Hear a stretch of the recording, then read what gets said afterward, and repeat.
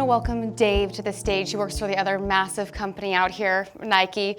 He's a VP there, and he is breaking down the leadership myth.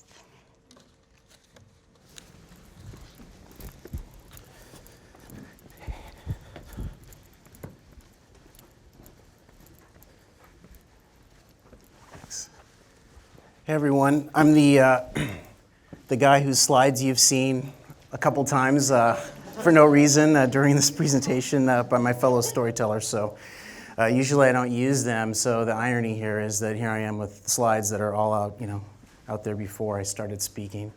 So I wanted to thank Guy Authry for having me, my fellow storytellers. I also would like to thank my friend and colleague Kathy Gomez for also introducing my wife Tori and I to Asha, and of course my wife. I have a little bit of a different take on how mental health challenges have touched our lives. And I'm taking an angle that is fairly personal to me as it relates to my job, but it's a journey nonetheless that led to some real serious self-discovery. And it all started back, now they won't work, right here.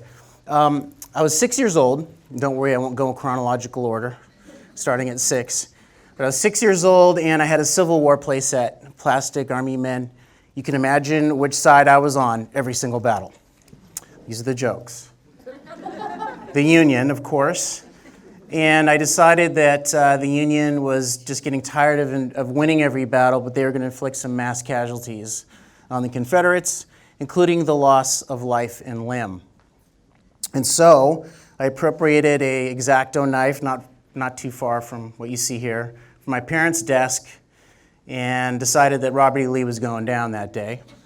And in the process of him losing his leg while on horseback, the knife slipped off and went right into my left index finger. I was really more scared than anything. I was shocked. So I ran to the bathroom, turned on the water because my 6-year-old mind was telling me that's how you would get the bleeding to stop. Just hold it underneath the faucet.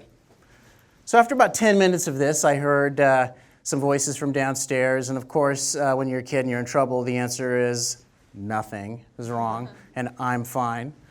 My dad came up after about 5 minutes after that and said, "Oh my God, there's blood everywhere." And he took me to the emergency room where I got stitched up, my finger in a splint, and they said, "Oh, by the way, you cut your finger down to the bone, and I still have nerve damage in it to this day."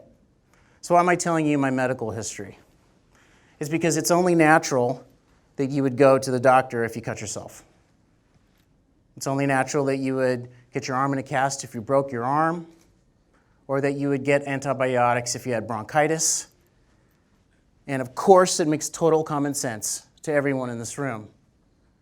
But I wasn't raised in a family where you would get help if you were struggling mentally. And most of us have been done in pretty good by the way that society has stigmatized mental health challenges. So this is what I want to talk to you about. I want to share with you how our journey has been shaped, our journey as parents and my journey as a man has been shaped by some mental health challenges that we faced as a family. Now, this is how we see leaders. Maybe not quite as dashing, but we see leaders as folks who have it all together. And what do we talk when we talk about leaders? We say she's really strong. She has it all together. She's got it all figured out. He's a rock. He's rock solid. He's stable. The words that we use to describe leaders have to do with having it together, and the words that we use to describe folks who may not have it all together are, she's unhinged. Or he was acting crazy in that meeting. Or he was losing his mind. Or he was going wild. And we've done a really good job as a society of tying negative mental health stigma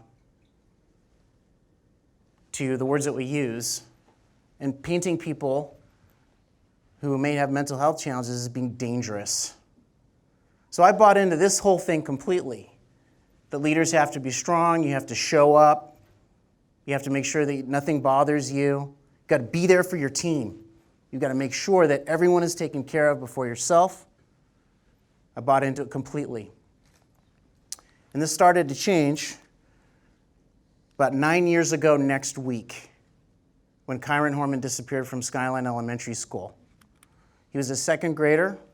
Our daughter was a first grader, and she sat at the same lunch table with him. One of my colleagues' daughter was his classmate.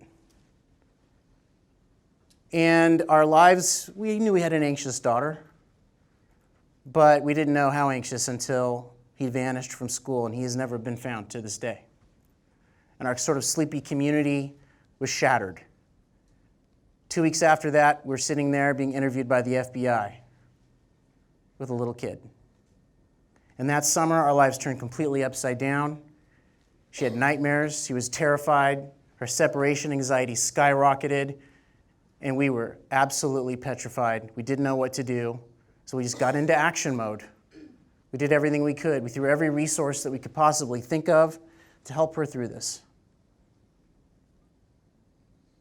And it worked.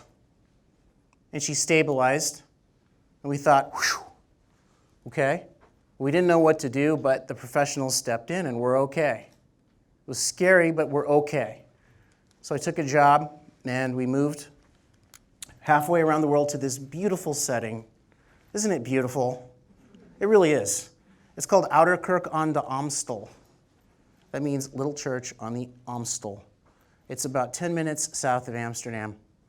Tori had always wanted to live overseas. I had had a chance to live overseas when I was a kid. We thought it would be a great opportunity. Big job. I'm a leader. I'm going to step in there. I'm going to get it done. They said, hey, by the way, welcome. We're going to reorganize the entire geography, and you have to lead the reorganization for a function. So no pressure. Just moved a family. We have a son by this time with 2 littles and a wife halfway around the world, and we're going to blow up the entire work function that we were doing. But also, we weren't okay. And our daughter had a really difficult time. And then it all started all over again, and it was worse than ever.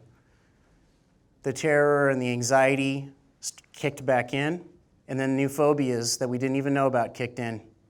She couldn't attend school regularly. She couldn't leave the house most of the time. And I never, ever let anybody at work know,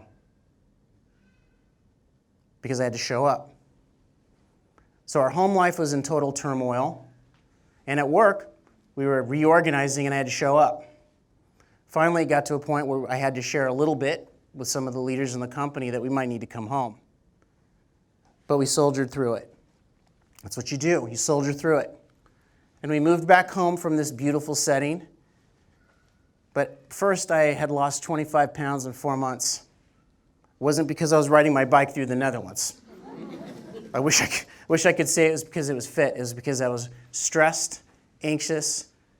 Sometimes I would self-medicate. I was a physical wreck. I came back and the chiropractor said, have you been in a motorcycle accident? Because if you did, I'd believe you. Your back is the worst I've ever seen. I could barely walk. And it didn't get better for our kids and my wife either. We still struggled with mental health challenges in our home. So we were on and off with this, but still I soldiered through it. Until about 4 years ago, I realized, here we go. This is really the worst, isn't it? I don't need it.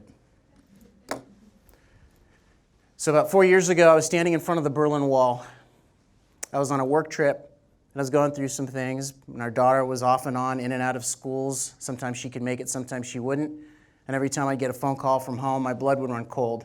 And in the meantime, I was showing up so-so, because we had a chronic mental health challenge in our home. And we had fits and starts with therapists. And so I was standing in front of the Berlin Wall, and there was some graffiti on it that said, right now someone is dreaming of living your life. I have it tattooed on my forearm. And I took a step back and it really hit me hard. And I realized that we were so blessed because we had a great kid and a great son. We had 2 wonderful children. And that we were going to get through it. And that we had the resources to help her. And we had the resources to help ourselves. And after attending support groups, we were introduced to a bunch of families that didn't have the ability to help their kids. Single parents, kids who were violent, And so I started to share what was going on, and I started to realize that I had it all wrong. That being a leader was not about having it all figured out, and also being a parent was not about having all of the solutions. I was crushing my kids under the weight of my expectations, and I was fooling myself because I wasn't being honest about my own stress and my own anxieties. So I started to share. And so one of these slides says this, but you don't need it. And one of those slides said that you have to meet people where they are, starting with yourself. There's one more.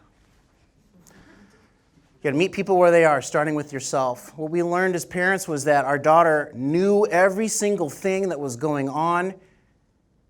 We found a great group, happens to be a sponsor of tonight's event, where we go for family therapy. And I had to learn that my expectations for her were my expectations, that she knew everything she was going through and the damage that it was doing to us emotionally was all not her fault. So I had to start with myself. And this has helped me at work be a better leader, to help meet folks where they are and walk with them to the destination as opposed to expect them to be where they should be. I had to learn how to listen better instead of waiting to say the next thing that came up. To observe. We had a team member who was clearly having some health problems and was being judged for it.